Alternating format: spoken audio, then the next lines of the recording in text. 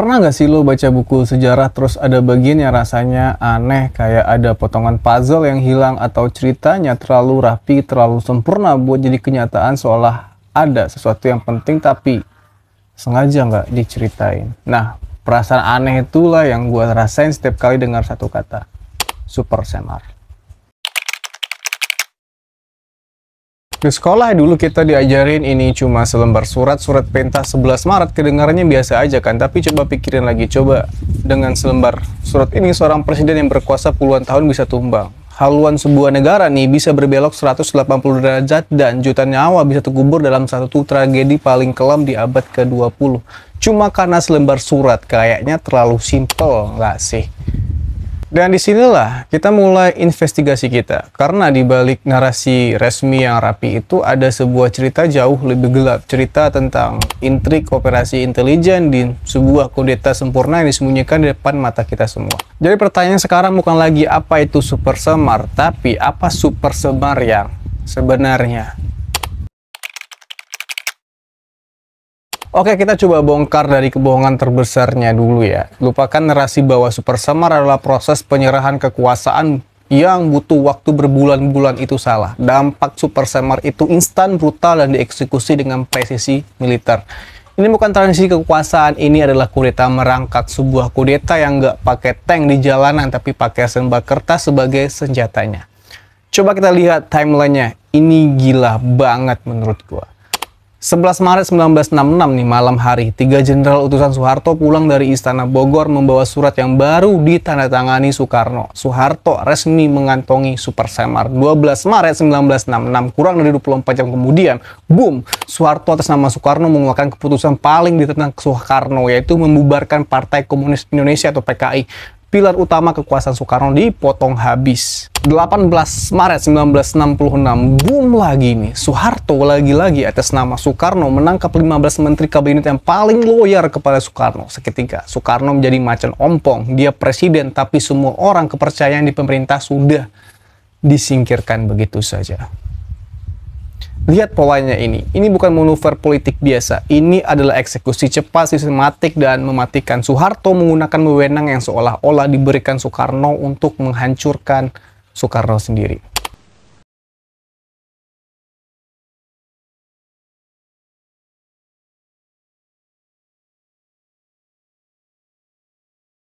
Ini pasti banyak dari lo yang mikir, tunggu dulu, ini bentrok sama pelajaran sejarah gue dong.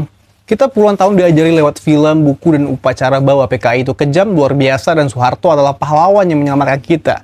Jadi gimana mungkin seorang Soekarno, bapak bangsa, malah condong kepada mereka? Inilah contoh paling kuat dari penciptaan musuh bersama sebagai alat politik. Jauh lebih gampang menyatukan rakyat dengan menunjukkan satu monster yang harus dibenci daripada menjelaskan permainan catur politik yang begitu rumit. Bagi Pak Soekarno waktu itu, ini bukan soal pro atau anti PKI, ini soal konsep nasakomnya, nasionalis, agama, dan komunisme. 3 kaki penopang kekuasaannya. Saat itu Angkatan Darat kekuatannya makin besar. Satu-satunya yang bisa mengimbangi mereka ya PKI. Partai massa terbesar saat itu. Jadi penolakan Soekarno untuk membubarkan PKI bukanlah pembelaan ideologis, tapi sebuah langkah putus asa untuk menjaga keseimbangan kekuasaan agar dia tidak dimakan hidup-hidup oleh militer. Dia kehilangan satu kaki penopang, maka kursinya akan rubuh. Sesimpel itu sebenarnya. Dan narasi Pak Soeharto, sang pahlawan, berhasil karena ia menyederhanakan dilema politik yang rumit ini menjadi sebuah dongeng hitam putih yang gampang dicerna, dan dongeng itulah yang kita dengar selama 32 tahun. Tapi pertanyaan terbesarnya, wewenang apa yang sebenarnya ada di surat itu? Disinilah ceritanya jadi kayak film thriller menurut gue, karena barang bukti utamanya surat asli Super Semar itu hilang. Sampai detik ini nggak ada seorang pun yang tahu di mana naskah asli Super Semar berada. Arsip Nasional Republik Indonesia (ANRI), lembaga negara yang paling bertanggung jawab, angkat tangan. Mereka secara resmi menyatakan dokumen ini masuk daftar pencarian arsip yang mereka punya. 3 versi berbeda dan ketiganya sudah dinyatakan enggak otentik sama sekali. Versi pertama itu dari Sekretariat Negara, diketik rapi, profesional, 2 lembar, nama ditulis Soekarno. Versi kedua dari Puspen Angkatan Darat, cuman 1 lembar, ketikannya amatiran, nama ditulis Soekarno. Ini versi yang jadi pegangan resmi Orde Baru. Versi ketiga dari Akademi Kebangsaan cuman salinan tanpa kop surat, tanpa tanda tangannya pun beda. Dan keanehannya nggak berhenti di situ. Di beberapa versi tempat penandatanganan sudah ditulis Jakarta, padahal semua orang tahu peristiwa itu terjadi di Istana Bogor. Gimana bisa dokumen sepenting ini punya 3 versi yang saling bertentangan dan penuh kesalahan fatal? Jawabannya cuma satu. Ini bukan soal keaslian, ini soal kegunaan. Versi yang paling menguntungkan interpretasi Angkatan Darat lah yang disebarkan dan jadikan kebenaran nggak peduli seberapa janggal kelihatannya. Karena surat ini bukan untuk diarsipkan, tapi untuk dipakai sebagai senjata. Tapi senjata nggak bisa menembak sendiri, harus ada yang menarik pelatuknya dong. Harusnya kayak gitu ya kan? Di balik layar ada sekelompok yang jadi arsitek dari kudeta ini. Mereka adalah tangan-tangan yang tak terlihat yang mengubah kertas ini menjadi kekuasaan absolut. Nama yang paling sentral adalah Ali Muertopo. Ali Muertopo adalah orang kepercayaan Soeharto, seorang ahli intelijen yang memimpin unit rahasia bernama Opsus atau Operasi Khusus. Opsus ini bukan tentara biasa, mereka adalah unit intelijen bayangan yang tugasnya memastikan kekuasaan Soeharto langgeng dengan cara apapun. Dan tebak, siapa yang pertama kali memegang dan menggandakan Super Semar di malam 11 Maret itu? Bukan juru tulis istana, tapi Ali Muertopo sendiri, yang langsung memerintahkan anak buahnya dari Opsus untuk menyalin surat itu di tengah malam buta. Ini bukan prosedur administrasi, ini adalah operasi intelijen sejak detik pertamanya. Polanya jelas, Soeharto dapat surat dari Ali Muertopo dan Opsus yang jadi mesin eksekusinya. Oke, sekarang kita mundur ke momen paling krusial, adegan Istana Bogor. Apa yang sebenarnya terjadi di sana? Di sini kita punya 2 versi cerita yang 180 derajat berbeda, kayak nonton film Rasamon. Ini adalah versi pertama, versi Orde Baru. 3 jenderal, Basuki Rahmat, Amir Mahmud, dan M. Yusuf datang baik-baik. Mereka bilang Soeharto bisa amankan negara kalau diberikan wewenang. Soekarno sebagai negarawan yang prihatin dengan sukarela menandatangani surat itu. Cita yang heroik dan bersih. Versi pengawal presiden. Cita ini datang dari Letnan Soekarjo, Wiladjito, anggota pasukan pengawalan Jarabirawa yang ada di sana. Menurut dia, nggak ada diskusi, yang ada hanyalah ancaman. Dia bersaksi melihat salah satu jenderal menodongkan pistol ke arah Soekarno untuk memasangnya tanda tangan. Suratnya pun, kata dia, sudah disiapkan sebelumnya di map merah jambu dengan kop markas besar Angkatan Darat, bukan kop kepresidenan. Jadi mana yang benar? Kita mungkin nggak akan pernah tahu pasti. Kredibilitasnya, Wiladjito diserang habis-habisan oleh rezim Orde Baru, tapi dia berhasil lolos dari tuntutan hukum. Sementara itu, salah satu saksi kunci Jenderal M. Yusuf memilih membawa rahasia itu ke liang lahat. Sampai akhir hayatnya, kalau ditanya soal Super Semar, dia cuma akan tersenyum misterius menurut gua. Nah, sebagai orang yang suka banget ngulik-ngulik hal-hal kayak gitu, ataupun kepribadian manusia dan psikologis manusia, bagian ini yang paling yang paling bikin gua merinding, karena ini bukan lagi sekedar soal fakta sejarah, tapi soal psikologi kekuasaan di titik terendahnya. Coba bayangkan perang batin yang terjadi di kepala Soekarno waktu itu. Di satu sisi dia adalah seorang pemimpin besar revolusi, seorang singa podium dengan ego dan harga diri setinggi langit. Di sisi lain dia adalah seorang pria yang terpojok, mungkin ketakutan, dan harus membuat keputusan di bawah tekanan yang luar biasa.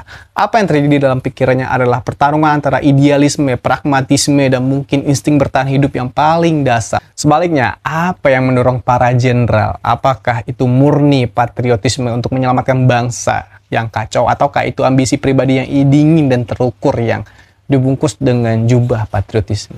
Misteri Super Semar jadi jauh lebih dalam kalau kita sadar bahwa yang terjadi di ruangan itu bukan cuma negosiasi politik, tapi juga sebuah drama psikologis yang mempertaruhkan nasib sebuah bangsa Indonesia waktu itu. Misteri ini sendiri adalah jawabannya. Pertarungan narasi ini menunjukkan bahwa Super Semar bukan lagi fakta sejarah, tapi alat legitimasi politik. Sekarang kita zoom out lebih jauh lagi, karena drama ini nggak cuma terjadi di Jakarta ataupun di Bogor. Ada pemain global yang ikut nonton sambil makan popcorn, Amerika Serikat dan CIA-nya. Konteksnya perang dingin saat itu. Soekarno adalah duri dalam daging bagi Washington. Dia anti barat, dekat dengan blok timur, Cina dan Uni Soviet, dan PKI adalah partai komunis non pemerintah terbesar di dunia. Bagi AS yang lagi pusing sama perang Vietnam, Indonesia di bawah Soekarno adalah bom waktu komunis. Dokumen-dokumen yang sudah dideklasifikasikan menunjukkan CIA sangat aktif. Mereka enggak mendalangi langsung, tapi mereka mendukung Angkatan Darat.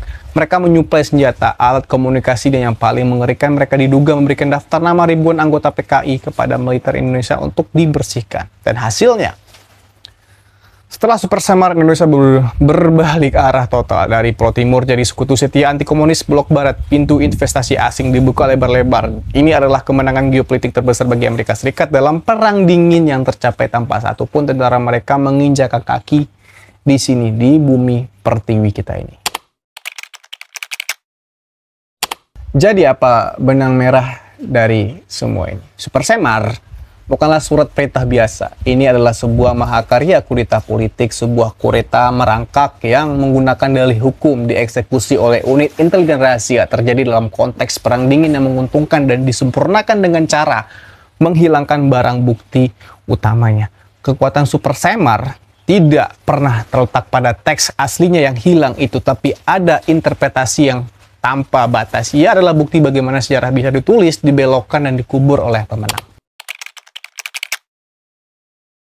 Kebenaran yang sesungguhnya mungkin terkunci selamanya dalam senyuman misterius seorang jenderal dalam 3 versi surat yang paling bertentangan dan dalam arsip-arsip rahasia di Washington. Oke, setelah kita bongkar semua ini, gua tahu pertanyaan yang muncul di kepala lu semua adalah pertanyaan paling logis, paling kekanak-kanakan, tapi juga paling susah dijawab. Terus siapa? Pahlawannya siapa? Siapa penjahatnya? Wajah mana harus kita percaya? Cerita mana seharusnya yang benar? Dan disinilah jebakan terbesarnya menurut gue. Kita terbiasa dengan cerita dongeng, dengan film, di mana selalu ada good boy, bad boy, tapi sejarah, terutama sejarah perebutan kekuasaan, nggak pernah simpel itu. Mungkin jawaban yang paling mendekati kebenaran ada di kalimat ini. Soekarno tidak sebaik itu dan Soeharto tidak sejahat itu. Soekarno tidak sebaik itu. Dia bukan sekedar korban pasif yang dizalimi. Dia adalah seorang pemain catur politik ulung yang di saat-saat terakhir salah langkah menurut gua.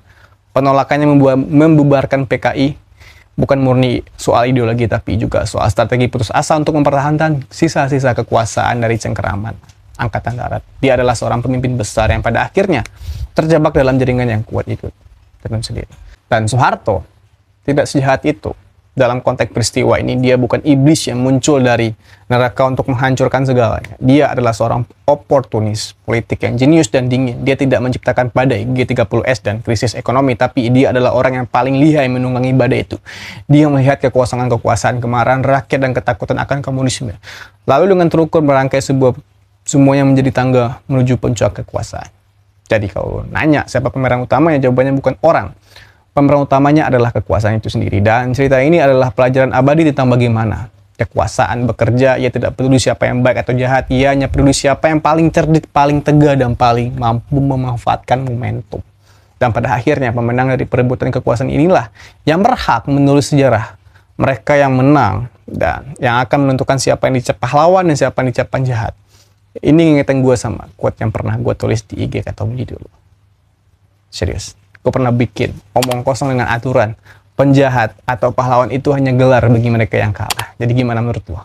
Apakah sejarah yang kita pelajari di sekolah sudah menceritakan semuanya? Atau masih banyak kebenaran yang sengaja dikubur rapat-rapat? Terus pendapat lo di kolom komentar, gue pengen banget denger pemikiran kalian. Dan seperti biasa, kalau lo suka pembahasan investigasi kayak gini, jangan lupa like, komen, dan subscribe channel Kata Muji. Sampai jumpa di video berikutnya. Tetaplah bertanya, tetaplah kalian ada, dan gua Kata Muji. See you di next video. Adios. Bye-bye.